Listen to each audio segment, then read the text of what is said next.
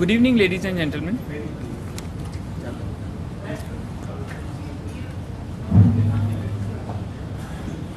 Good evening, ladies and gentlemen. Our speaker for the evening is Rajan Vora, Treasurer Chetan Shah, Jagdish Punjabi, past presidents of the society, seniors and friends.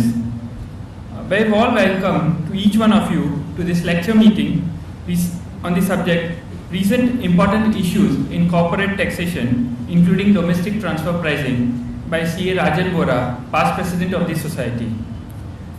India's tax system has been undergoing profound changes in response to its changing developmental strategy. Within the framework of a closed and heavily planned economy, the tax system is based on multiple objectives: raising government revenues, generating employment, increasing equity, and fostering investments. Such multiple objectives give rise to enormous complications and created channels for tax evasion and avoidance. Further, given its discretionary nature, the system had built-in incentives for companies to lobby for industry-specific concessions, which added even further to its complexity. The other issue being faced is that large number of corporates registered with the Ministry of Corporate Affairs are not yet filing their returns with the Income Tax Department, which seems to be a serious concern for the tax authority, as the corporate taxes are a significant item for revenue generation. The recent study revealed that the fall in revenue buoyancy lies not solely with slowdown of the GDP growth, but also with surge in tax evasion. According to the study by the National Institute of Financial Management, NIFM, tax evasion by companies increased sharply from 18.5% of the total tax collection in 2004-05 to 32%. However, the other study report says that the effective corporate tax paid by the companies has risen to 24.1% as against 20.5%, meaning that India Inc. is shelling out more tax now, though the government has not made any changes in the basic rate of tax. This has happened as government has gradually phased out profit-linked deductions. Keeping the numbers aside, actually what is required at this stage is paradigm shift, wherein the system must be simplified, harmonized, it should be broad-based and made more transparent. Tax rates must be reduced and rate differences narrowed. Additionally, the emerging system must be rule-based rather than discretionary, thus reducing the hold that special interest groups have historically enjoyed over tax policy. It is not uncommon that the Income Tax Department and taxpayer have a difference of opinion on the interpretation of tax laws. The tax gatherers always tries to dig through the plans of assessees whose objective is to save taxes. On the other hand, the taxpayer spares no effort in maximizing his profits and attracting the least tax incidence by taking benefit of various incentives in tax laws by resorting to systematic tax planning, as tax evasion and avoidance are wrong means to save taxes. But it necessitates the devotion of adequate time on tax planning and understanding the laws.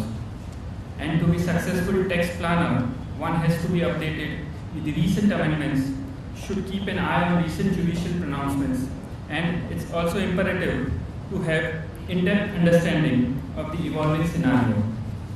We all know that Finance Act 2013 has brought many amendments and provisions which requires thorough understanding to our future litigations. Also, applicability of domestic transfer pricing is a major challenge before us, apart from various developments that are taking place in the corporate taxation arena. So, we have invited Mr. Rajan Vora, who has wealth of experience and is always updated with the recent pronouncements, to take us through few of the burning issues and developments which are likely to have far-reaching implications in days to come. Friends, Rajan Bhai heads Ernst & Young, India's direct tax litigation practice, and is presently based in Mumbai. He has been rated second time consecutively as among the top 10 tax dispute advisors in India by Euromoney's International Tax Review magazine, published from London. He has extensive experience in representing tax litigation matters before Income Tax Appellate Tribunal and Authority for Advanced Rulings. His experience includes more than 35 years in litigation and corporate tax advisory services, including transfer pricing and international tax issues. He was the president of Bombay Chartered Accountants Society in the year 1990-91. He has authored several publications of professional organizations, which include Institute of Chartered Accountants of India, Bombay Chartered Accountants Society, Chamber of Tax Consultants, and others. He is member of Taxation Committee of the Society and Chairman of Direct Taxation Committee of Indian Merchants Chamber. Friends, I have immense pleasure and joy in presenting you before you Mr. Rajan Vora, but before he enlightens us, I would request Chetan Shah to present a memento as a token of our respect and gratitude.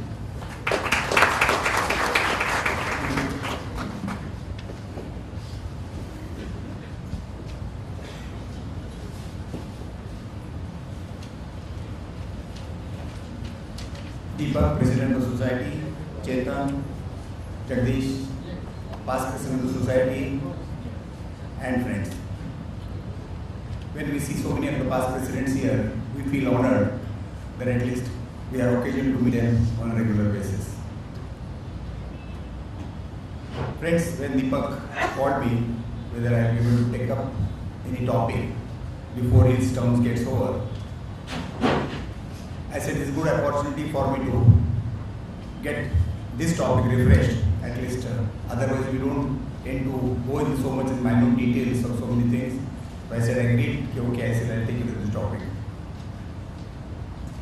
Friends, as Deepak said, there is a lot to cover. Let's see how much we can cover for today's program. The topic as is divided for today's discussion is some of the recent amendments which are made, which primarily has impact on the corporate sector. The second part, we would like to cover some of the important decisions which mainly apply to the corporates and which will have in corporate taxation. And third part will be on SDT, that is the domestic transfer pricing. So these are the three segments which we'll try to cover as much as we can and see what best we can.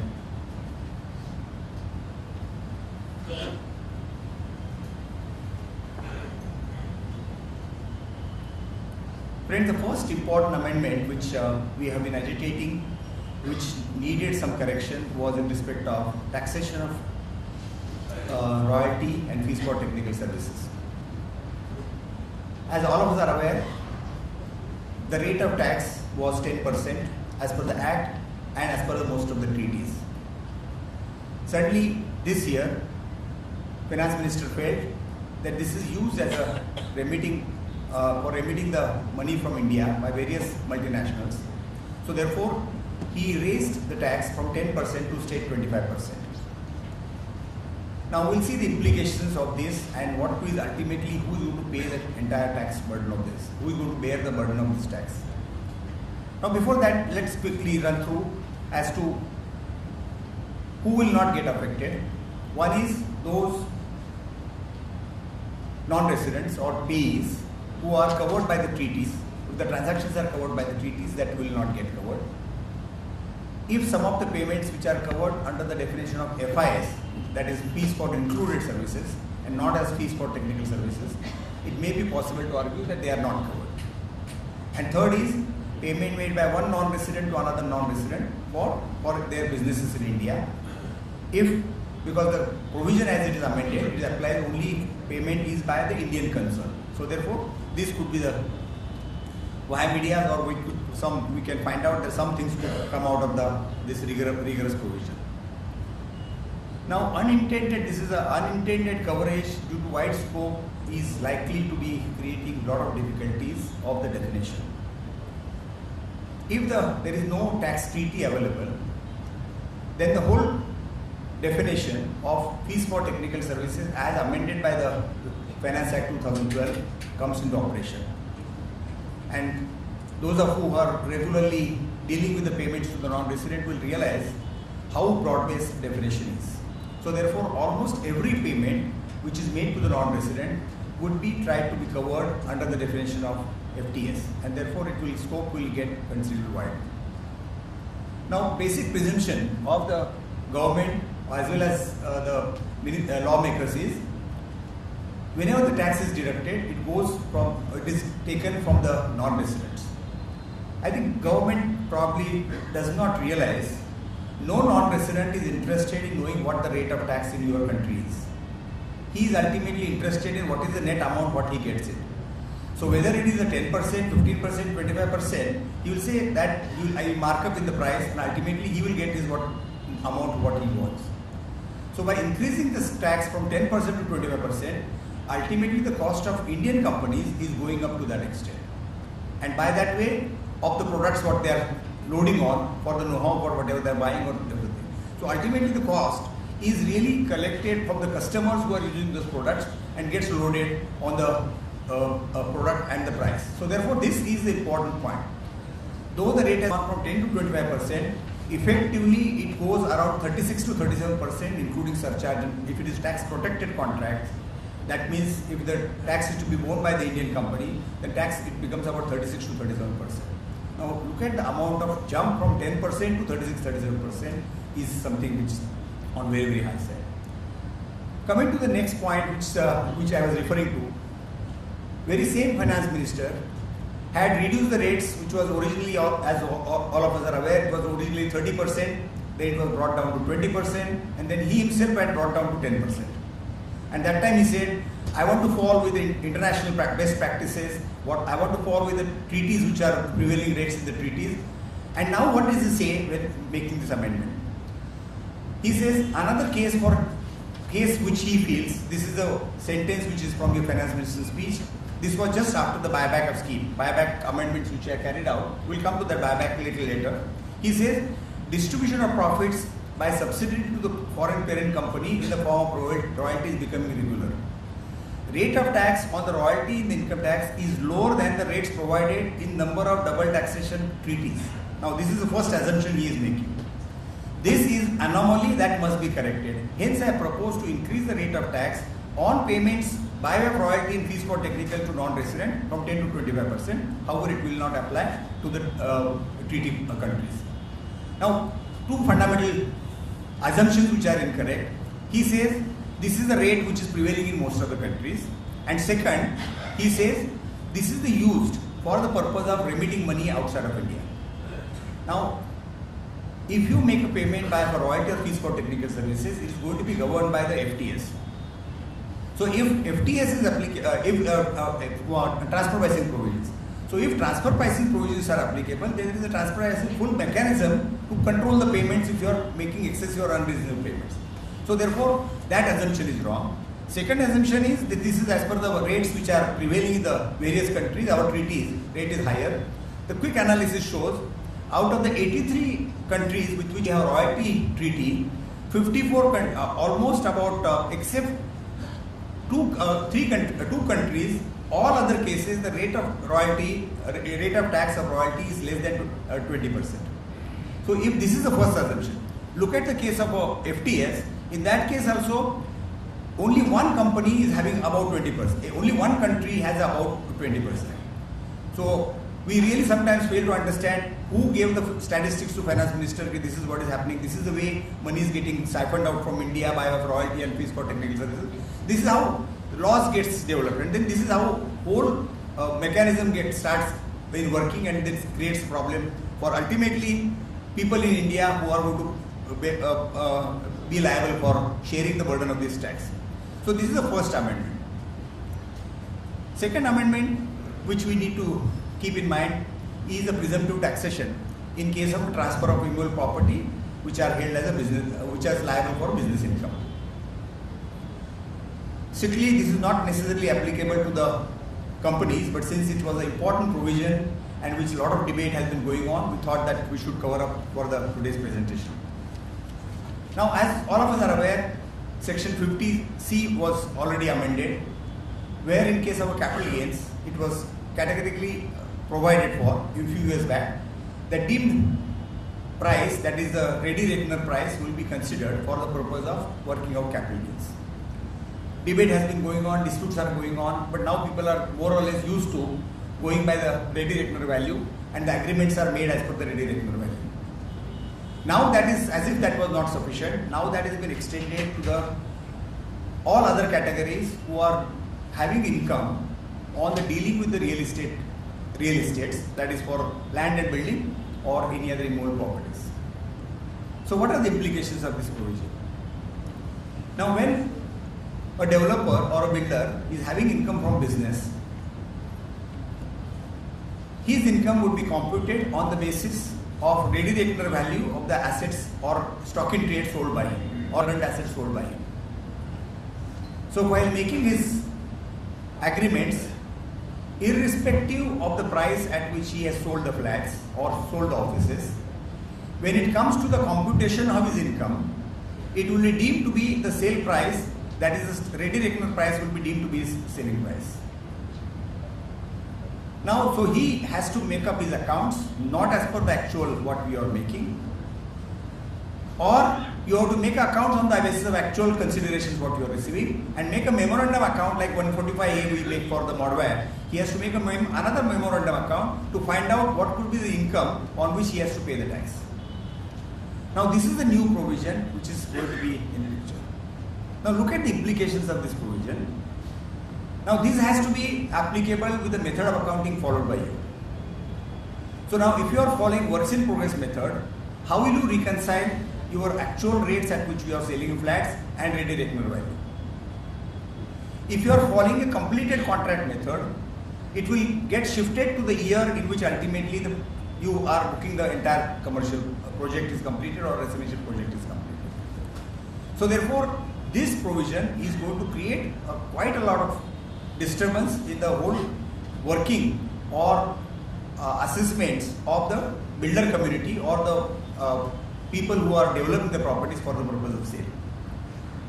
Now, therefore, this provision is going to be a nightmare for the not only to the builder community but all the auditors or tax consultants of this real estate community. Now another issue, some few issues which arise from this need to be considered is what is meant by land and building. Because if you see the definition of land building, it is not borrowed from the normal definition of chapter 6, chapter 6C, what we call it, chapter 9C, which we call it acquisition of properties, where the land building definition has been considerably extended. That is not the definition which has been 20C, sorry, section chapter 20C. That is not the provision which is brought in here. So is it that land and building has to be strictly construed because there is no other definition which has been referred to? So what does it cover in the land and building? Let's test ourselves or ask ourselves whether the right in the land and building will get covered. Probably yes, it will get covered. But what about FSI? What about TDR? What about leasehold rights? What about tenancy rights? Can they be called the land and building? So all those types of or development rights, if all these types of transactions are covered, will that provision, whether this 43CA will apply or not apply? So that's the opening of another area of litigation which will definitely be a problem. One saving grace which they left out is if there is agreement on particular date and registration at a later date, and if there is some consideration received by check, then the date of agreement will be considered for purpose of this calculation and not the date of actual registration. So that's the only saving grace, because there could be considerable time limit, because you may have booked a flat today, you may get a possession after 5 years and you may register thereafter.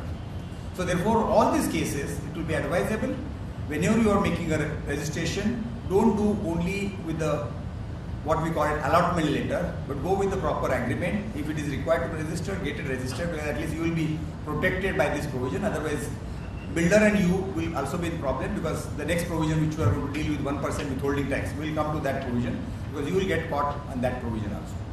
So therefore, it is required that saving grace is that differentiation has been done if you make agreement and registration later on. Now, if you don't agree to this provision, what will happen is you will have to challenge to the DBO, and DBO, whatever valuation he gives, if it is lesser than whatever is the reckoner value, that will be accepted. But if it is higher than the ready reckoner value, the ready reckoner value which is there, which will have to be considered. So that is the appeal proceeding is there, but according to me, I have not seen many cases where this type of 50C, whether this type of cases have really come up, and what was the fate of those cases. So therefore, mechanism is provided. How long will it work, or what way it will work is a matter to be debated. Two, prima facie feeling what we felt could be excluded, not covered by this provision is slum sale. If there is slum sale of a business wherein immoral property is one of the asset, and where no consideration is identified for the purpose of the determination of sale price or slum price, then this provision according to us will still be out of the purview. Second provision is when the stock in trade is introduced in the firm by the partner. Question is whether this provision will apply. If you start with the reading the provision 43CA, it talks about stock in trade or current assets. So therefore, prima facie view it should be applicable. But if we little closely go analyze the provision of 45(3), which is the provision which is really the charging provision for introduction of asset, it is possible to argue that it taps up only capital asset and not to the stock in trade. Therefore, 45(3) doesn't apply. I don't fall strictly in 43CA. There is no consideration as per Sunil Siddharth, that is not overruled for the purpose of stock in trade. Therefore, this type of transactions could be still out. That's a matter really is for the next generation to debate and litigate. But we don't know what the situation is for time being, but we can keep it. If you are caught somewhere, we may consider this provision to be considered. The point for consideration, I do not have answer, but we can consider. Let's take a case. The sale proceeds of a developer, actual sale proceeds developer is say 1 crore rupees, and the ready reckoner value of those assets sold by him is say 1.5 crore rupees. In income tax, he will have to offer the income on the basis of 1.5 crore rupees. Can the 50 lakhs he can claim as a business loss, or can he claim it as an amount not receivable as a mandate? As I said, I don't have answer. I have only the question. I am leaving it to you. We can debate at a later stage. Next amendment, which is again in the series of real estate amendments in this year, is regarding the taxability for inadequate consideration. This is again, our memories are too short, or at least the North Block memories are too short, if not our memories. This provision was exactly brought in by the Finance Bill 2009 and was withdrawn with retrospective date from the date before it became incorporated. Again, after 3 years, it has seen light of the day, and again it is brought on the statute and not withdrawn by the later part. Let's see whether next year anything changes happen. Now, what is the provision is? As all of us are aware, if it is a gift from a non-relative, above 50,000 rupees is chargeable as income from other sources in the hands of recipient. But there is no provision if it is a transfer for lesser than full consideration. Now let's take an example. There is a gift, there is a sale of a property by a non-relative to me, which is say 1 lakh rupees. The stamp duty value or ready reckoner value of it is 1.5 lakhs rupees. So far that 50,000 was not getting taxed anywhere because it was not treated as a gift for the purpose of 278. It was not covered by that provision. So therefore it was always been recommended that this needs to be amended because one side of the part consideration not being covered. So it was brought in, withdrawn. Now again finally has been brought in to say that if there is such differentiation in the consideration, it will also be deemed to be treated as a income of in the hands of recipient if it is above 50,000 rupees. As we are saying, as far as the relative transactions with the relatives are concerned, it will be out of the scope because that relative transactions will not be covered by this at all. Silver lining of this provision is there is a specific amendment made in section 49(4) to give a cost step up, what you call it step up. Suppose if there is any price is considered at higher price compared to the actual transaction happened, that 1.5 lakhs rupees in our example will become a cost to the purchaser. So that is, if you have paid tax on 50,000 rupees, that will also become your cost of the asset. So that is what need to be considered. Valuation rules, what we saw, the same as what we have considered for 43CA.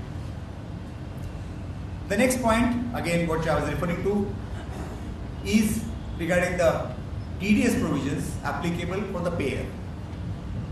So the real estate transaction, there are 3 amendments made. One which we saw in the hands of a developer or builder in case of stock in trade.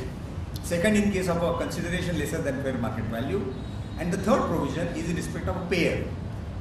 So now the payer is required to deduct 1% on the payment by the transferee to the resident transferor by way of a consideration for sale of immovable property. Now again, memory is not too short, too long. Similar provision was brought in Finance Act Bill 2012 and again it was withdrawn. But again after 1 year this has been brought in now, and which looks to be for there to stay for at least 1 more year. Now what this provision says, whenever any payment is made by the transferee to the transferor, irrespective of whether it is a developer, builder, capital or investor or relative, is not of consequence, you have to deduct tax at 1% on the amount paid by you. In case there is no PAN number of the payee, the tax rate will get jumped up to 20%. So this is the provision as it is, which is being now there. Question is, with lot of hue and cry, Finance Ministry, while passing the bill, has said the payer need not have a TAN number.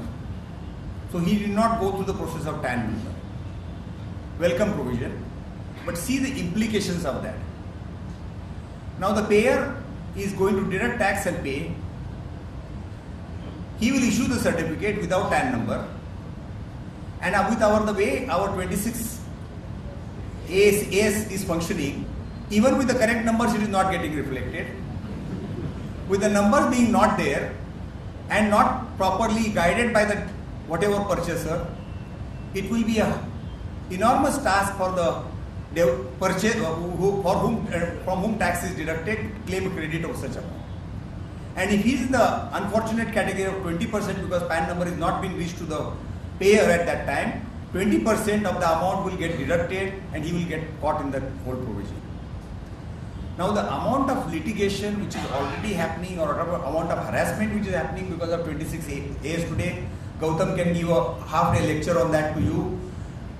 But this is going to be enormous problem, or this will be going to be a source of harassment for all those persons who are selling the properties, because the tax is going to be deducted from their payments. In later when we were discussing with some developer, he says we'll have to open up one wing now for the purpose of, on behalf of the buyer of the flats, that you come here, we will deduct tax on your behalf and issue certificate from here along with the sale documents also. So both the things we'll do it from our office, so that at least we'll get a credit of whatever tax is deducted by you. Otherwise we have no hope of getting a credit for the taxes deducted by us. Now 2 or 3 points which we need to consider is, first point what we saw was what is meant by land and building. Again same issues what we discussed for the earlier provision, which will again be applicable here, as to whether the development right, leasehold rights, tenancy rights, TDR, whether it will get covered or not. So all those issues are going to be here also. One more issue need to be considered, and again we have been debating this issue for a very long time even in earlier provisions, is if there is a company owning the flat and the shares of the flats are transferred. For the definition of immovable property under the Stamp Act, the definition has got amended as to the company owning the properties or the occupants where right of occupancy is there. Those are now liable for stamp duty. But when it comes to the definition of land and building specifically, and if there is a property owned by the company, what will be the implication? I think it is going to be a debatable issue whether it will apply or not apply, and that could be I would say you plan on that basis, but if you are caught, you will be able to at least defend with reasonable certainty that this provision doesn't apply to you. Second point is, in case of a joint transferee, whether each co-owner is liable to deduct, if the transactions are already entered into, whether I will have to start whatever payments made after the applicability of this provision, that is 1st of June, I will have to start paying tax for the remaining amounts. So all those points will need to be considered. and we need to see what happens in case the agreement price is more than actual consideration paid. Now reverse of what we considered earlier in 43 CA. I have sold the flat for 1 lakh rupees. Tax will be deducted as per the actual consideration paid of 1 lakh rupees. But I know when I enter into the agreement, the stamp duty value is 1.5 lakhs rupees. Will I have to deduct tax at 1.5 lakhs rupees or will I have to deduct at 1 lakh rupees? The provision the way it is today, according to me, only you have to deduct on 1 lakh rupees. But I won't be surprised if the litigation starts that when you knew the price of the transaction or stamp duty value is 1.5 lakhs rupees, why did you not deduct at 1.5 lakhs rupees? Because assessment in the hands of developer is in the cases of 1.5 lakhs rupees and not on 1 lakh rupees. So therefore, why did you not deduct? So anyway, that's the point I think is a matter which will come up after 3 or 4 years and we'll have to consider that at that stage. Next point which need to be considered is in respect of buyback of shares. All these days we have been, since almost 1964 if I remember correctly the date, when these buyback provisions became popular or came on the statute, and subsequently section 46A was specifically brought in consonance with section 77A of the Companies Act. Now the provision way 46A reads is, if there is a buyback of shares, the recipient will be liable to the capital gains tax depending upon short term or long term, depends on the period of holding of those shares. The way it was working was, company will make offer to the shareholder that we want to buy back shares as per section 77A. Whoever was interested in giving back the shares to the company, it was offered to tax, and the difference between his acquisition cost, note the words acquisition cost, and the consideration what he received from the company was liable for capital gains. He was also entitled for whatever exemptions, indexation, everything was possible to be claimed by him because it was a normal working of capital gains. Issue started in case of a non-residence.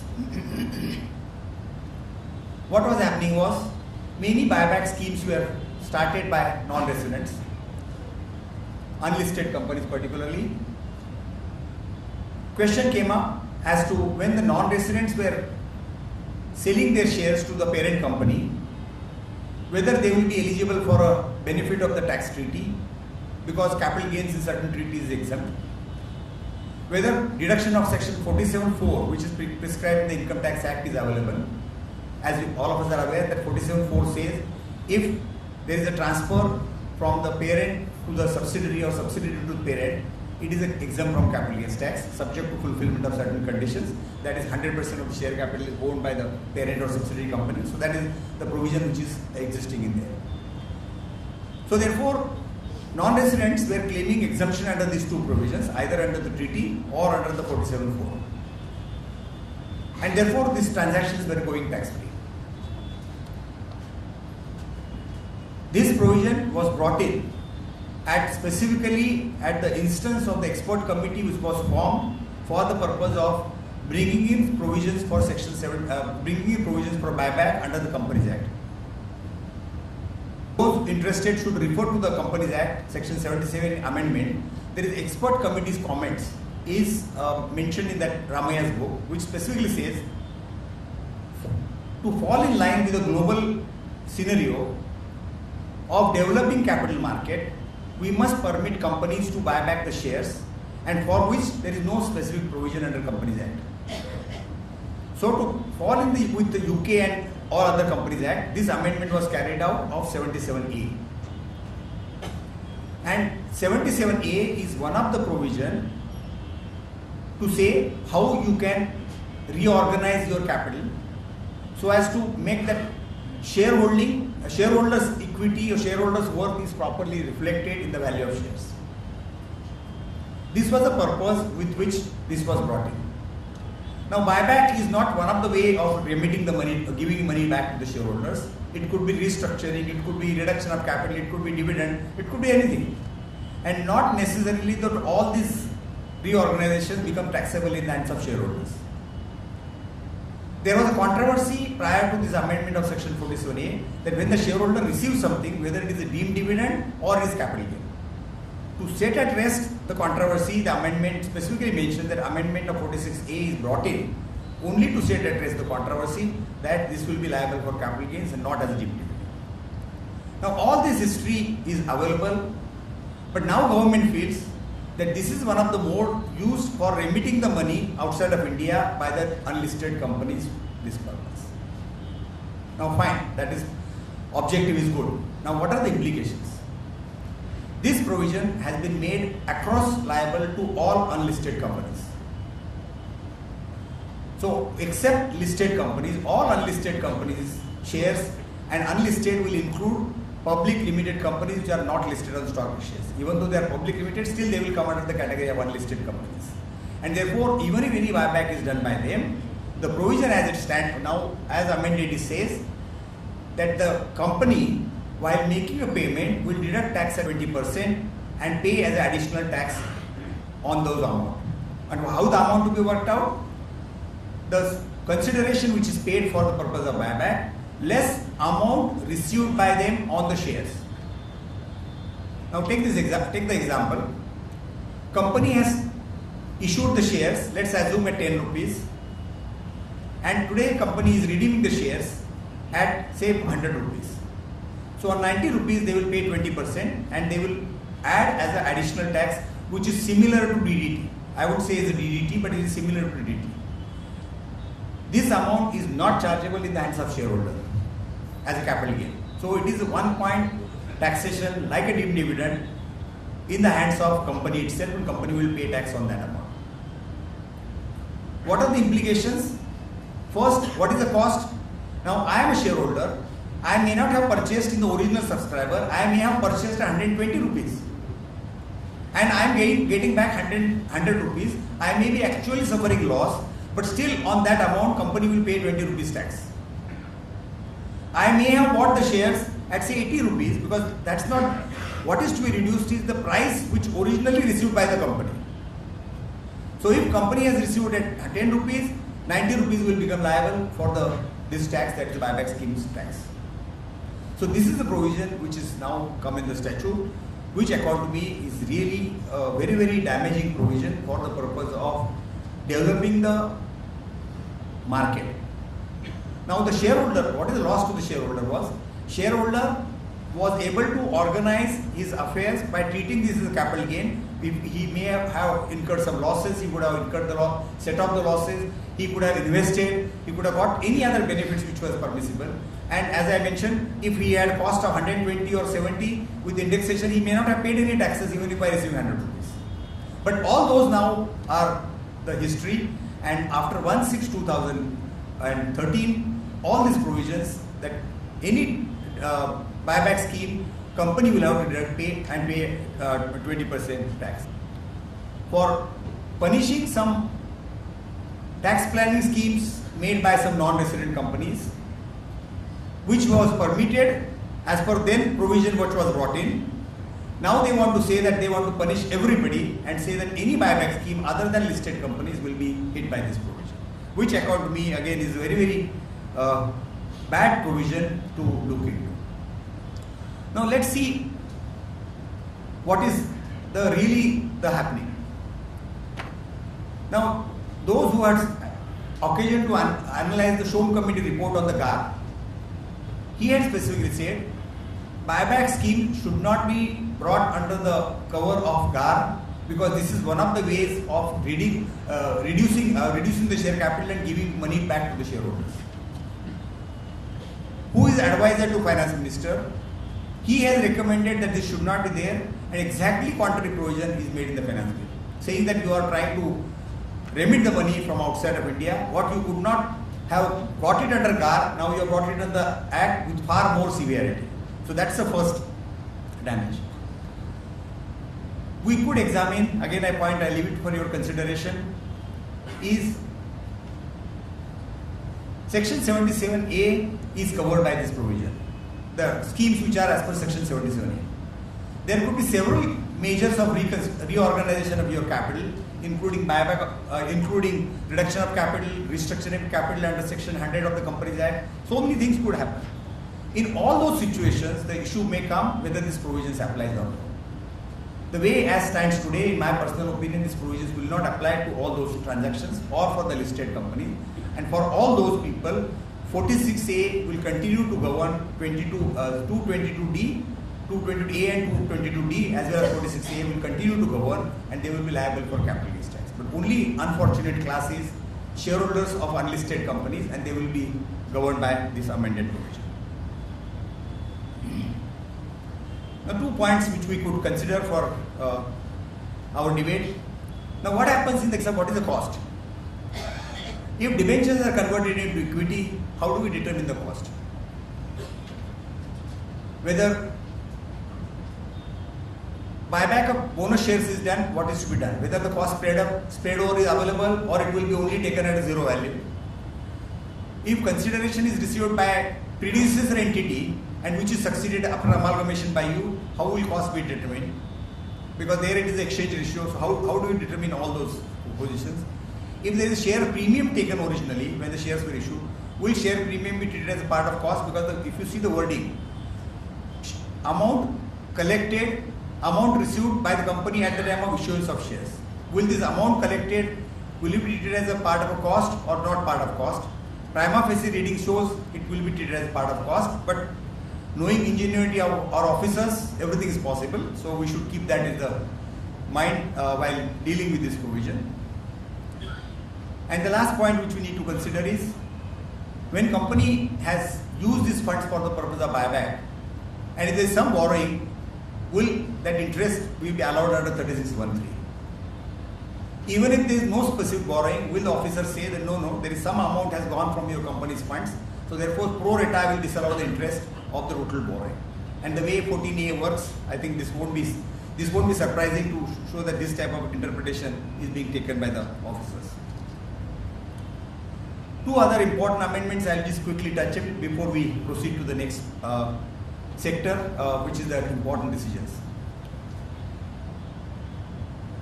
This was one of the incentive which was available and was used by many big companies in the manufacturing production sector. The provision as it stands today is called 80JJAA, is if you have employed certain additional workers, that is 100 workers more than previous year, in your company which is engaged in the manufacture or production of articles or things, then you are entitled for a weighted deduction of 30% for the period of 3 years. Let's take a case. With all this calculation, I have paid say 1 crore rupees extra salary of all these extra workers which I have employed. So I was entitled for 30 lakhs deduction first year, 30 lakhs second year and 30 lakhs third year. So in 3 years I was getting almost 90% as an extra deduction, as a weighted deduction for encouraging the employment of the certain categories of workers. Section did talk of workers, so therefore the dispute came as to whether the service sector or software sector is covered by this definition. All of us are aware when the originally computer provision came in the Income Tax Act, Section 32A and the initial depreciation provision, the debate was when you are installing a computer or using a computer for all business purposes, is it used for the purpose of production or manufacture? If you are only rendering computer services like software services or for what we call IT, ES services, whether those could be called a production sector or not. Bangalore Tribunal has been consistently taking a view that as per the Industrial Dispute Act, software engineers are workers for the purpose of this definition. Software development is part of a production, if not manufacture, and there are several decisions of Bombay High Court and the earlier other High Court treating it as a manufacturer.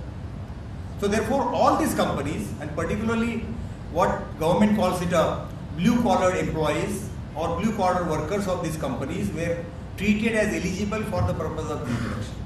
and huge amount of deduction, because if you see the amount of growth of the software industry in last 10 years, huge amount of deductions were claimed by the software industry because they were treated under the production, and all these software engineers were treated as workers for the purpose of the deductions. Again, government did not like this provision, and fortunately and gracefully this provision is amended from the next year, that is from assessment year 14-15. Starting from the year already started, but that is assessment year 14-15, this provision has been amended to say that now it will be available only for the manufacturing sector. So therefore, and manufacturing should be done for manufacture of goods in a factory. So now to get this benefit, I have to satisfy 3 conditions. I should be engaged in the manufacturing sector, I should be manufacturing goods, and it should be in the factory. So unless I satisfy all these 3 conditions, I will not be eligible for this benefit. As analysis, somebody wants to study, they should go back to the provision when it was introduced, and you will find exactly contrary to what is mentioned today, as to encourage the employment, including skilled employees, was given, this benefit was given, and exactly now they say we don't like these blue collared employees because we don't want to give them benefit to them. So this is what exactly paradox of what was introduced and what is now coming is exactly. But now all these software industries will not be eligible for deduction. The point which needs to be for our consideration is those who have already got the benefit of first year, let's say first or second year because of the old provision, will they be able to claim it under the remaining, particularly the software industry is what we are talking about. Whether they will be able to get it or no, I am not sure whether they will get it. Old principle laid down by the Supreme Court says if you are entitled to certain benefit, you are allowed to continue that benefit unless it is retrospectively amended. So hopefully we should be able to argue, but again I think we'll have to reach up to the Tribunal High Court to get even that benefit for the remaining period also. The last of the important amendment, one of the last of the important amendment is investment allowance to new plant and machinery. This provision is again only to the companies and who will install, who will acquire and install plant and machinery more than 100 crores after 31st of March 2013 before 1st of April 2015. So therefore, large industries are being encouraged to make investments in the plant and machinery of more than 100 crores for getting this benefit of 15% of the cost as a deduction. Fortunately, like our concept of old investment allowance 32A, same conditions are not brought in. Simple provisions are, comparatively simple provisions are there, except it must acquire and install the machinery after this date. What happens if you acquired earlier, installed later, all those controversies, let's not get in at this stage. But simple provision says no reserve to be created, nothing to be done. Only thing, you must continue to hold these assets for the period of 5 years. If that is there, you will be eligible for 15%. One worry is this is independent of depreciation claim. So therefore, there is no MAT mitigation happening here. So therefore, you will be subject to MAT. You may be getting deduction, but you will be subject to also MAT provisions. To that extent, whatever benefit you are getting by 15% will get partially withdrawn by whatever 18.5 or 19%, whatever the latest rate of MAT, it will get withdrawn to that extent. And the conditions are similar conditions, that assets should not be used in office, or assets should not be transport vehicle, it should not be shipped. So all those common conditions which are there, but this is basically plant and machinery which is being installed. There is no reference to intangibles. So I do not know whether intangibles can be investments could be made in intangibles and whether you can claim a deduction. But I think it's a big risk because nothing is clear from the provisions as such, so therefore it could be a challenge.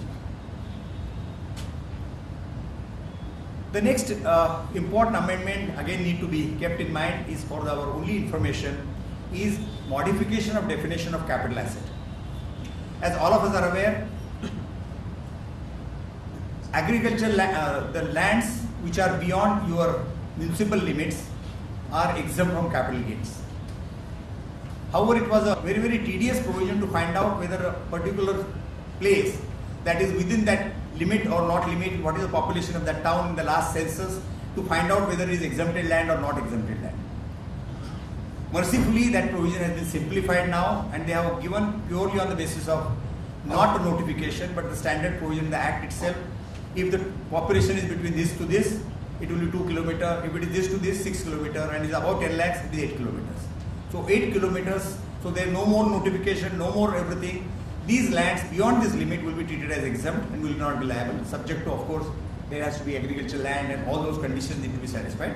But now there is some standardization of provisions, so that is welcome. The grey point says it was not for the purpose of giving benefit to agriculturists. It was for the purpose of politicians and bureaucrats who were owning large areas of land in the town, outside the towns, which they wanted to get as a tax free. So therefore these limits which were otherwise coming in the municipal limits now are excluded from these municipal limits. So anyway, sometimes incidental benefits are also received by somebody, so we are part of that incidental category, so we will get some benefit, those who are some lands like this. Well, tax also, the same definition has been there, has been brought in there, so that is to that extent some simplification. The last point in this amendment is regarding the commodity transaction tax, CTT. Like STT, this is CTT has been brought in, and it has been clarified that this will not be treated as a speculation transaction, this will be treated as a business income, and tax will be payable by the CTT at 0.01%. So that is a provision similar to derivative is what we are paying today. The same provision is being brought in here. Friends, these were some of the important amendments for consideration. The second part of the presentation which I would like to do is regarding some of the important recent decisions which I felt could be of importance for the corporate sector. Now, first set of decisions in respect of depreciation on goodwill and other intangible assets. All of us are aware that claiming of depreciation on goodwill or stock exchange membership was subject to a huge debate and went up to the Supreme Court. Finally, Supreme Court in Smith Securities case has said goodwill is also will fall in the business or commercial rights of similar nature. So therefore, if you have paid for goodwill, it will now be eligible for depreciation as intangible asset and will claim 25% of the whatever is the cost incurred on that. So therefore, this is an important decision for all those cases which are stuck up in the various litigations. This could be helpful for the purpose of goodwill cases, because we had almost given up the cases after the Bombay High Court decision that there is hope of getting something on the goodwill was difficult, and we were seeing the analogy of the decision whether any other intangibles will be eligible to claim or not. But with the simplification of goodwill itself, I think the case for all other intangibles will be far better now and will be eligible to claim it.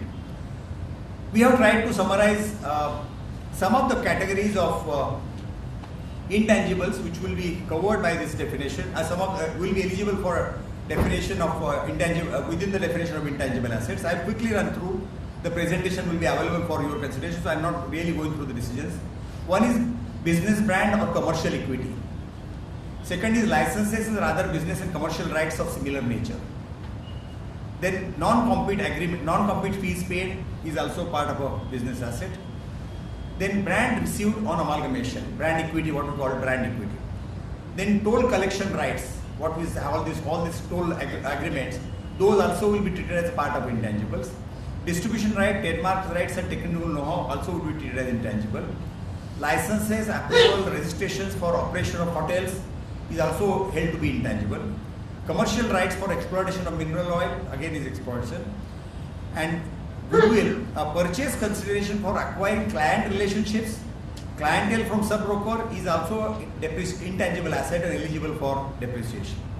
So therefore, these is the category of the various assets.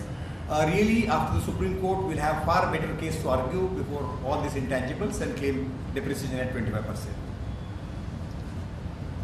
Next set of amendment, which is again not necessarily applicable to companies, but most of the pharma companies are getting affected. So I thought this has become important for all of us to understand what the provision is. Those who are handling some of the pharma company cases must have noticed this amendment or notification issued by Medical Council of India in the year 2002. Now, Medical Council is like our institute which controls the medical profession or doctor's profession or medical practitioner's profession as to the rules and regulations they do. They had issued the circular that you should not take any benefit from pharma companies, you should not take freebies, gifts, all those categories you should not take. That provision was only on the statute because nobody was really following those provisions, because all those freebies and gifts which were received by doctors from pharma companies were regularly going on.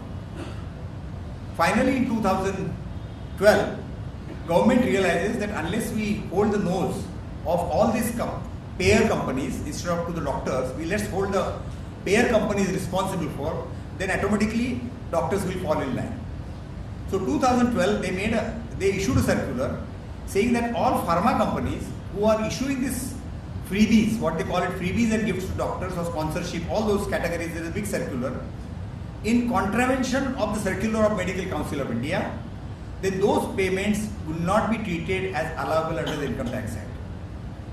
So they have caught them on the different footing to say that all these payments, what you are doing for promotion of your products or marketing of your products, will now be covered by not allowable expenditure, and all these payments will be disallowed. Simultaneously, there is amendment made, is saying that all these benefits which are received by the doctors will also be liable in their hands, either professional income or income from other sources. So they made not amendment but circular, ki company's hands it will be disallowed, in the hands of doctors it will be chargeable to tax.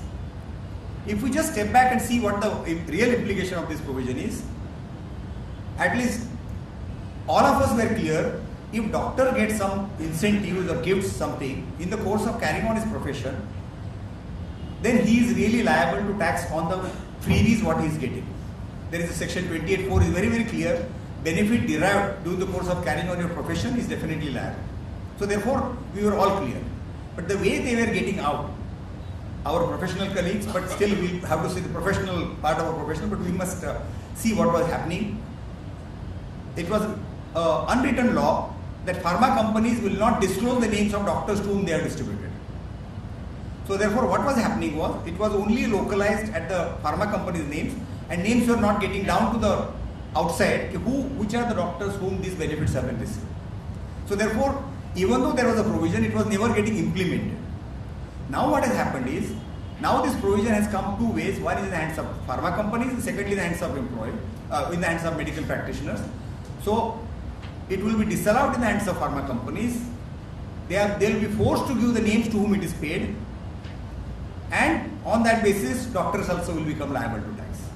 So this is a double way circular is there, and which is going to create lot of difficulties not only to the pharma companies but also to doctors. And the way they have gone ahead, I'm not sure, some of whom must have experienced. There were massive survey operations carried out in the last 3 months, that is between January to March, in major pharma companies, and last 4 years records have been collected by them for the purpose of disallowance in the hands of pharma companies and also taxing the doctors for that purpose. So therefore, we do not know where this litigation is going to end and what is there. The point is whether by circular can you implement the law. That's the first point which you need to consider. Expenditure which is incurred for promotion of my business, can it be called violation of these principles? And how is the MCI circular binding on the company? You make a circular in 2012 of CBDT, that will be binding on me, but MCI is not governed by, I am not the member of MCI. MCI is a doctors association, not my association. How can they hold me responsible for saying that this is illegal payment? So therefore, all those legal payments are there, but income tax has done their job. They have collected the taxes from these pharma companies, and they have kept quiet because they completed their quota of collection.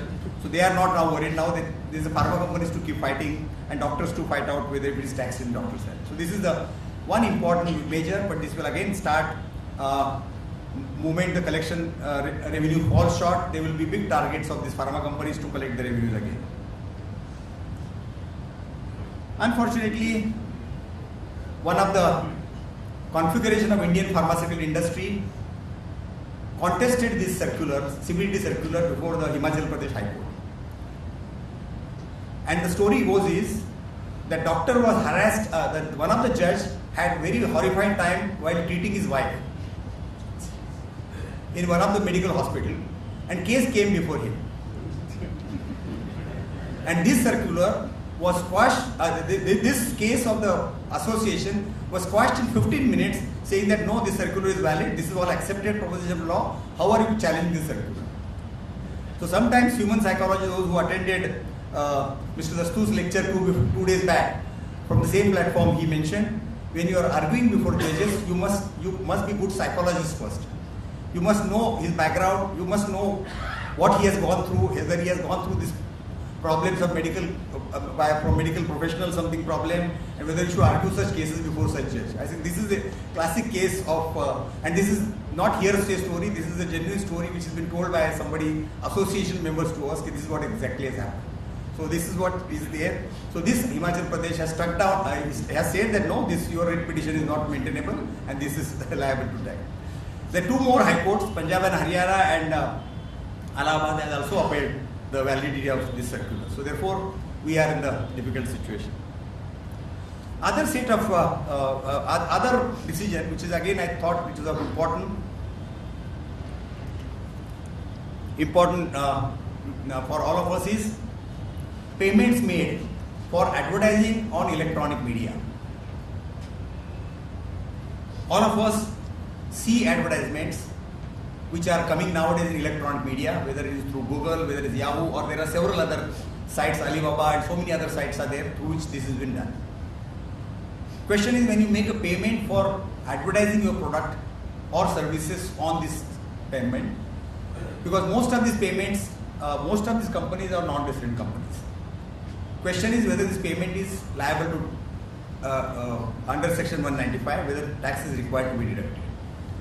Whether it is payment of royalty, whether it will be treated as payment of royalty, because your advertisement is in their space which is provided with advertisement flashes on that. Whether it is a process given because services are rendered by them for maintaining your advertisement on regularly on their site. Whether it is a process, whether it is fees for technical services. And whether by hosting the server over India somewhere, whether there is any PE of that server in India, whether that is liable to tax. So all those issues came up before the Calcutta Tribunal. The issue was relating to the payment made by this right florist to the company, and many of us must be facing these difficulties because many of our clients must be making payments of this nature to this. So the question is whether I am supposed to deduct tax at source. My liability will happen only if the payee is liable to tax. As per G's Supreme Court decision, my liability is only if the payee is liable to tax, I am supposed to deduct tax, and rate at which he is liable, I am supposed to deduct tax at that rate. So that's a principal provision. So therefore, I have to find out before we really say whether under 195 whether I should deduct tax or not deduct tax, and then thereafter charter account has to issue certificate whether it is correctly deducted, not correctly deducted, or should not have been deducted. So all those procedures. And if I don't deduct, disallowance under 40A1 plus the consequences of non-deduction of tax under 201, 1A, all those consequences. So I pay tax, withholding tax plus interest and disallow the entire amount what I has paid. So therefore this has a serious consequences. So therefore this decision becomes important. One of the good decision, which is I think recent time from Calcutta Tribunal, where they have analyzed all this payment, nature of these payments, and have said that these payments, it is not amounting to royalty because you don't get a fixed space on that their server. This is not the services rendered by them to me because they are rendering services for keeping their server updated. So therefore, they are not rendering any services. They are only putting my advertisement on their whatever server or website, whatever you call it. And third is merely because beaming from there to our Indian satellites, satellite to our TV channels or our whatever person through whom I get it, necessarily does not mean that they have PE in India. So all three counts, they have said that this is not liable to tax and therefore no withholding required, no other 48 other disallowances and everything is not required. The point which we need to consider is whether this decision, fortunately and unfortunately, there is no discussion on amendment by Finance Act 2012. if you analyze explanation 5 to section 916 and 917, there could be possibility of second set of litigation whether this decision will stand to scrutiny under the Income Tax Act for 916 and 917. So therefore, is a word of caution. Do not go merely on the basis of this decision. But if you are covered by the treaty, definitely you will be out, you will not be liable. But if you are covered under the Act, because if you are making a payment to the Hong Kong company which doesn't have a treaty, you will need to examine whether this provision applies or not. So therefore, my suggestion is, before taking a decision based on this decision, please examine what the contents are, what will the implication of this explanation 5 which is inserted. I still believe that this provision is a business this payment is a business income in the hands of recipient and not the either royalty or fees for technical services. And if they don't have PE in India, they will not be chargeable tax in India. If that line of argument will be possible to get out of this even amendment without a treaty also, we will be able to get out of this provision. But anyway, this matter needs a little further elaboration to discuss what is the situation is. Next set of important decision which many of us may have forgotten now because of the leasing transactions have become a scarce commodity in the recent financial circles. But those who have already been stuck in various litigations at various levels, this decision could be of importance. As you are aware, before claiming a depreciation, you need to have that you should be owner of asset and the asset should be used for the purpose of the business. There were several for and against decisions. Matter went to the special bench, went to the High Court, came back from High Court, went to Supreme Court, came back from Supreme Court, and there has been several for and against decisions which were coming for. At last, when the industry is dead, now Supreme Court has in ICDS case said the transaction of lease is lessor is entitled for depreciation on the assets which are leased. It has also been said, irrespective of accounting treatment, as per AS 19, has no consequences for the purpose of claiming of depreciation, relying on the circular of the CBDT, which says, as far as the income tax is concerned, you will be eligible for depreciation, even though it is not shown as your asset in your balance sheet because of AS 19. So therefore, they have categorically very clear that even financial lease, whether you call it operating lease, finance lease, both will be eligible for depreciation under this. They have also said, since the assets are owned by you and used for purpose of business which is leasing, you will entitle for all those depreciations, including extra depreciation, extra or extra shift depreciation, all those depreciations which are permissible as an owner and user, you will be able to claim the depreciation, because this specifically decision was relating to vehicles. At the relevant point of time, vehicles were entitled for up to depreciation up to 50%. At certain periods, higher depreciation was provided for vehicles. So therefore, they said this lessor will be entitled for higher depreciation of as high as 50% and 60%, which was permissible in that year.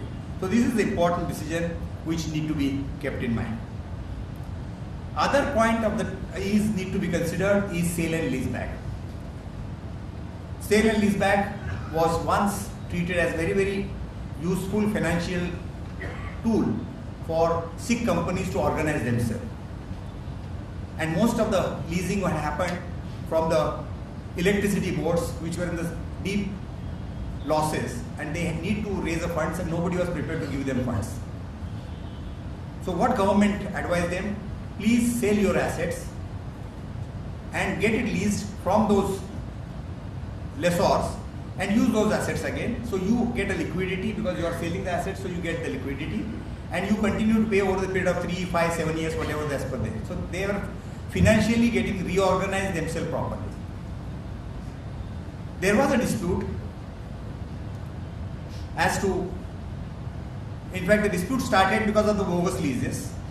Genuine leases were not in doubt, but some of the ingenious lessors used to sell the same machine to 100 people on the same different photographs, and because of which whole industry image of the industry became tarnished, and virtually genuine lease transactions also got, genuine sale and lease transactions also came in the scrutiny.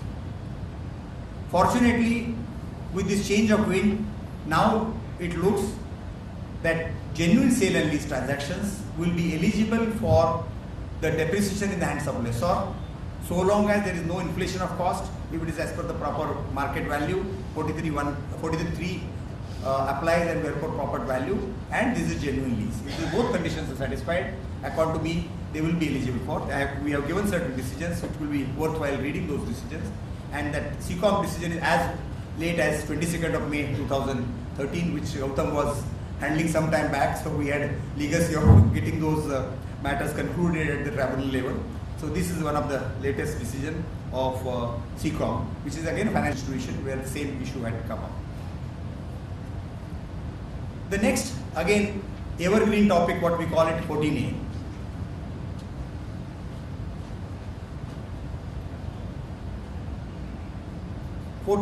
Now, I would feel is getting little settled legal recognition for certain issues. Now, the first issue, just to give the background, as you are aware, section was amended retrospectively from 2001. 14A was amended for all those cases which are for 1/4/2001 became applicable. However, rules 8D came from assessment year 8-9. So therefore, there was a vacuum in between. The rule came later on, act was from previous date, retrospective amendment, and question came whether the rule could be applied retrospectively from the first date. The Bombay High Court laid down that this rule is constitutionally valid, however it will be applicable only prospectively. That is was Godrej and Boyce case.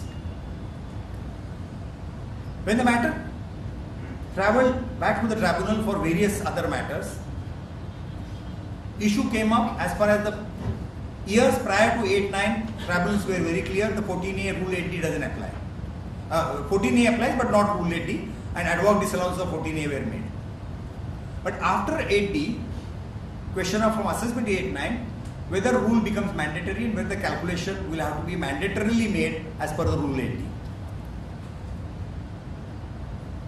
The tax officer were safely proceeding observations of the Bombay High Court to their best advantage of saying that rule is constitutionally valid. Therefore, even if there is 1 rupee of dividend income which is tax exempt, 14A becomes 8D applies, and we will make a calculation on the basis of 8D. Without making the satisfaction that you have incurred certain expenditure for the purpose of earning exempt income or tax-free income. This matter again came up before the tribunal in several cases for the years relating to 8-9 onwards. So there is a host of decisions which you have given that could be referred to. All these decisions are post 8-9, and all these cases they said disallowance cannot be invoked, disallowance cannot be made unless officer records his finding that these are expenditure has been incurred which has for earning of exempt income. So therefore, this is a silver lining for the disallowance. So therefore, would be useful for all those your pending cases, particularly wherever 8D has been applied. Second set of decisions which have been more or less accepted is in case of a stock in trade. Now, more or less tribunals are unanimous, saying that if assets are held, shares are held as a stock in trade, then provisions of 14A as well as 8D does not apply, because the section itself doesn't apply, because the income has to be exempt from tax. So business income can never be said to be exempt from tax, and therefore 14A really cannot apply at all. So therefore, these are the set of decisions. Third set of decision is when it comes to 115AB. If you are liable as per 115AB, 8D cannot be, 14A as well as 8D cannot be made to notionally recalculate your book profit. So that also has been now clarified by the tribunals. Fourth is no interest can be disallowed if there is own funds used for investment. The way officers were doing, even if you have 1 rupee interest payment, and if it is for the purpose of specific purposes it is borrowed, they were saying that you have incurred expenditure, irrespective of for what it is used, we are going to make a disallowance of the entire interest as per the formula, and they were disallowed. Now that has been established, unless officer establishes that these borrowed funds have been used for purpose of investment in the tax-free, shares or tax-free bonds, then only this disallowance can be made, not otherwise. Fifth is if it is investment in the strategic investment or subsidiary investment, which can't be said to be for the purpose of earning of exempt income. So again, all these disallowances have been reduced. And tribunal has been saying, if the officer is not able to establish that there is a disallowance or there is an expenditure incurred for earning income, there will be only token disallowance of administrative expenditure, and generally percentage varies from 1% to 5% of your either dividend income or the expenditure, depends on your size of your investments and company. So therefore this is more or less the trend for 14A which has been seen from the tribunal. Third set of decision is in respect of penalty. The important point which I wanted to bring is the recent Supreme Court decision in case of PwC's case. What had happened was, while filing their own return, there has been some mistake in the return made by some clerk who must be filing that PwC's return. There was a disallowance mentioned in the tax audit report, but not included in the tax computation. Assessing officer said it is a reputed firm advising so many people, how could they make mistake on their own? So therefore this must be intentional default of committing, so therefore they should be levied a penalty. Matter went up to the Supreme Court, and Supreme Court said merely because a caliber or expertise of a taxpayer has nothing to do with the inadvertent mistake, as person can be prone to such a human error. I think these are the observations which could be some help to some of the matters which are stuck for the various penalties and could be very, very useful for them. There are several other decisions we have quoted on the bona fide belief, human error, so which could be of use to. So only lighter vein I can say, don't plan on this basis, but if you are caught, you defend on this basis. Whether penalty can be levied for concealment, where there is a appeal admitted on the question of law. And these are the set of decisions which have been given by Delhi and some of the High Court, saying when the question itself is admitted as a substantial question of law by the High Court, where is question of debate? Where is question of concealment or taking a different view? It is a debatable issue, therefore you are entitled for benefit and no penalty could be levied on such a point. Then retrospective amendment, because we have been seeing that there are several retrospective amendment. Question is, based on certain interpretation at the relevant point of time, if you have made some claims, can penalty be levied on account of retrospective amendment? Department stands, this was always our position, we have only clarified by our retrospective amendment. For removal of doubts or for clarification, we are saying that this is retrospectively applicable. So this is Supreme Court said no, that law as was understood and was prevailing will be binding and not the what is retrospective done. So at least you can't levy penalty. That's what at least Bombay High Court has clarified. Then another set of which is generally harassment starts is after September, October, when the revenue number starts falling, the budget collection starts falling, is regarding the recovery provisions.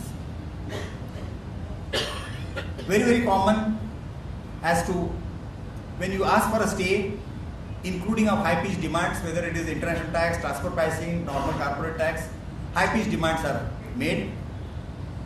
When you go for filing a letter, simultaneously clerk itself gives a rejection letter to you. You don't have to wait for anything else.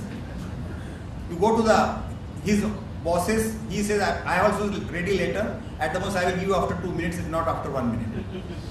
Commissioner doesn't give you the hearing and matter goes on. Then you have to really, if you are pending in the High Court, pending in the tribunal, you have at least some hope of getting a stay. But if you are not pending, your litigation matters are not pending in the tribunal, you have to go through this ritual and you have to suffer these points. Now the two remedies which we could really consider is if your matter is pending in the tribunal, now tribunal has more or less laid down some principles. There are two things which you need to satisfy. Do you have a prima facie case in your matter? One. And secondly, is there any balance of convenience which is against you, therefore you should get a stay. But this department was using against the assessees of saying, yes, there could be prima facie case, but we also have a chance, so let them pay at least 50%. Second argument used to be, this company is cash-rich company, they have so much funds lying in their bank account, so they must pay tax, they are investing with us for 6%. So these were the standard arguments before all the authorities. But now we have some decisions of the High Courts and everything said, merely because you are having sufficient funds, does not mean that you need to pay the tax. Once you file your stay application before tribunal, assessing officer cannot proceed against you for any coercive measures. That's another principle which is laid down. Third, if demand is covered by your own orders of earlier years or judicial high court or Supreme Court, no demand could be made on that amount. And if there is anything left out, only of that some percentage need to be considered. Fourth principle which is laid down is, if your case is covered, your refunds cannot be adjusted against those covered matters. Like suppose, our example, suppose my demand is entirely getting covered because of my earlier own order. Department cannot use my refunds of earlier years to adjust to reduce it. They may not give you the refund, but they can't adjust the refund against this demand. So that also has been principle laid down. And fifth is, if the stay is granted, department cannot use this refunds of earlier years adjust against the state demand. Because these are the common points you will notice in most of the stay, which is complete breach which is done by the tax officers and recoveries have been made. So these decisions have given considerable amount of relief, and this need to be considered. But if your matter is not pending in the tribunal, what is the situation? Then you will have to go to the High Court and the writ petition. The way High Court looks at it, if there is a prima facie case, and if it is not financially very sound company, you might get a full stay, and they direct the Commission of Appeals to dispose of the appeal within 3 to 4 months time. So you get a disposal and you are then fast tracked to go to the tribunal even if Commissioner doesn't pass the favor. But if you are financially stable, High Court may ask you to pay some up to 25% or so, but again with the direction that his appeal has to be disposed of within 3 to 6 months time. So therefore that measure is available, but you need to weigh your case from various facts and then decide. Third is it necessary for me to wait for the tax officer to reject, Commissioner to attach my accounts and then go to the tribunal? They said no, you need not wait. You can, if your matter is pending in the tribunal, straight come to the tribunal. You don't have to go through all this procedure. So these are some of the important decisions. Now I'll just take 10 more minutes with your kind permission to share my thoughts on fundamental issues of domestic transfer pricing. Now, as all of us are aware, the purpose of international transfer pricing was the ability to allocate the profits between different jurisdictions when the transaction is between the two different entities or two different countries. Ultimately, what was the purpose? Each country must get its source where the income is allocating, the income must get allocated in the two different countries. It was nobody's case that you must pay tax more than actual profit what you have earned. So only is the allocation of profit as per the rightful whatever justification, you must allocate the income to it. Government intention was, when these provisions were brought in, to fall in line with the global transfer pricing provisions to prevent shifting of profits by manipulating prices charged or paid in international transaction so as to not to erode the country's tax base. This is a fundamentally accepted proposition, but there is no dispute. We had already in our tax provisions certain inbuilt checks which were available in the provisions. Like we have section 48(2), which is already in there. If you pay anything excessive or unreasonable compared to the cost of goods or services rendered, then it was officer had power to disallow those expenditure. There is a provisions in various exemption sections. If the profits are inflated or manipulated between your transactions between your related parties, then the profits could be brought down by the assessing officer. So therefore there was inbuilt provision. But the department was feeling difficulty as to how do we quantify that, and what is the mechanism or machinery for the purpose of quantifying this excessiveness, unreasonableness or inflation. How do we quantify that? To bring that in the record, as per the directions of the Supreme Court or suggestion of the Supreme Court in Glaxo's case, this domestic transfer pricing has been brought in, which has become already operating from last year, that is 1/4/2012. So this year is the first year of TP study which is to be made for our domestic transfer pricing transactions. So really this is a machinery provision given for the purpose of evaluating what could be the arm's length price to determine whether you have paid excessive or unreasonable, or whether you have inflated your profits of exempt units. That's the sum and substance of the entire provision. Now let's quickly run through section 48.2. I don't need to take you through, all of us are quite familiar, but what is important is to read the circular. If you read the 1968 circular, which was assurance given by then Finance Minister in the Parliament, Mr. Morarji Desai, who was the Finance Minister that time, and this circular has been issued based on his promise given to the Parliament. Now read the provision, last paragraph of that circular that is important. Income tax officer is expected to exercise his judgment in a reasonable, fair manner. It should be borne in mind that provision is meant to check evasion of tax through excessive or unreasonable payments to a relative or associate concern, and should not be applied in a manner which will cause hardship in bona fide cases. This is circular, on the basis of which all the decisions, if you see after 68 to till today of 48.2, department was rarely succeeding to justify that there is a tax evasion. There were also several decisions to say if the both parties are paying the same rate of tax, merely because shifting from one excessive or unreasonable in one hand, it will be income in other hand. Unless department was able to establish that there is really a tax avoidance scheme and there is some leakage of revenue in the whole system, then only 48.2 could have survived. Therefore, this was the accepted provision. Now let's read the two provisions, exemption provision, which is the fundamental for this amendment, is section 80IA8 and 80IA10. What 80IA says that when there is a transaction between the two parties, related parties, the transaction should be at a market value. So therefore, you should not be able to inflate your profits of the exempt unit at the cost of domestic unit, so that which is tax paying unit should not be at that cost, it should not be, exempted profit should not be increased. That's a principle which was there in 8.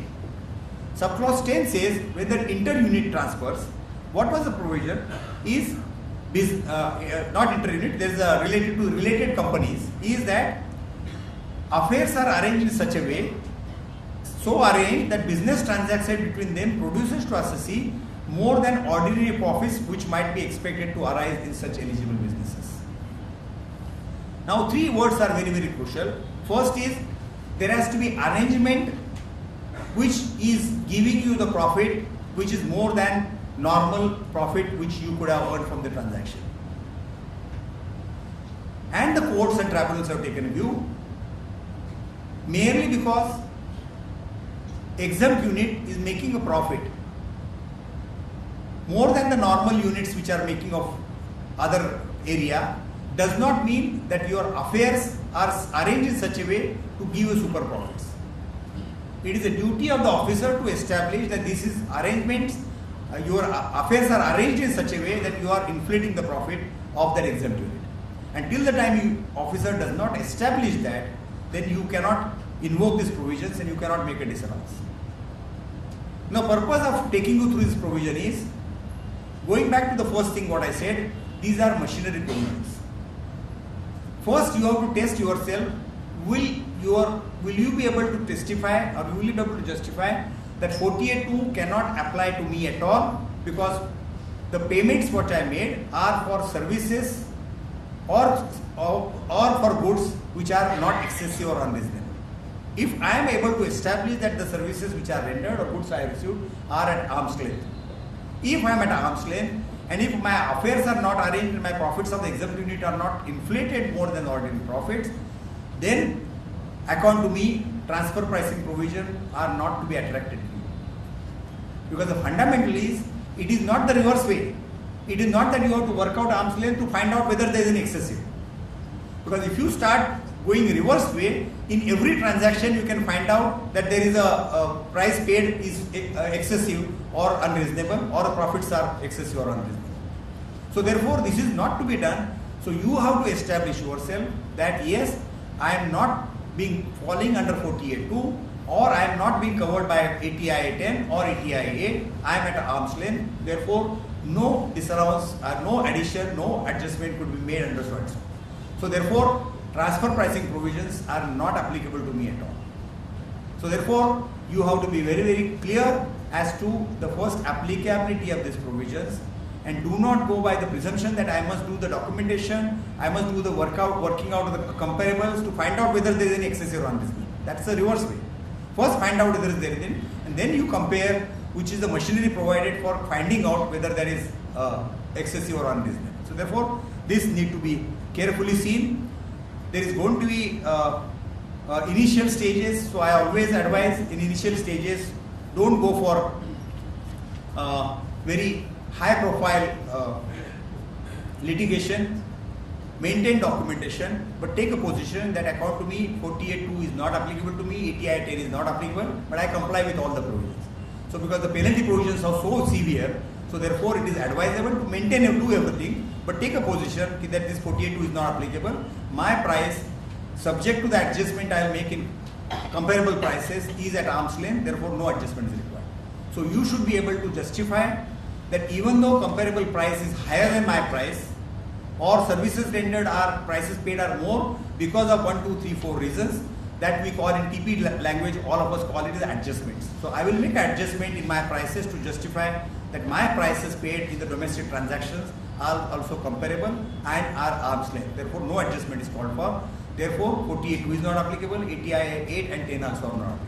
So therefore there are a lot of other points, but I think it needs a separate position as to what transactions will get covered and what are the areas of concern that I think you should challenges what I mentioned. I think these are the question of challenges. The last point in STT need to be considered is only certain specified transactions which are specified are only covered by STT, which are not similar to international transfer pricing. Again, I make it clear, it is not similar to international transfer pricing. International transfer pricing is far larger, and there the notional income also get taxed in hands of transactions. Here there is no notional taxation in these provisions. It is only the disallowance of expenditure, or in case of exempt units, only inflation of profit. He cannot disturb your profits, he cannot do anything. He can only make the comparable, your exemption reduce from whatever is there. So therefore, keeping this in mind, you must work the provisions. There are a few points which were there, I think you can go through. I think office bearers said that they will upload this on the portal, so that whoever wants to have some more analysis to this can be there. Friends, I am thankful to Deepak and all of you for giving me the opportunity and giving patient hearing for say almost 1.5 hours. Thank you very much for patient. Thank you.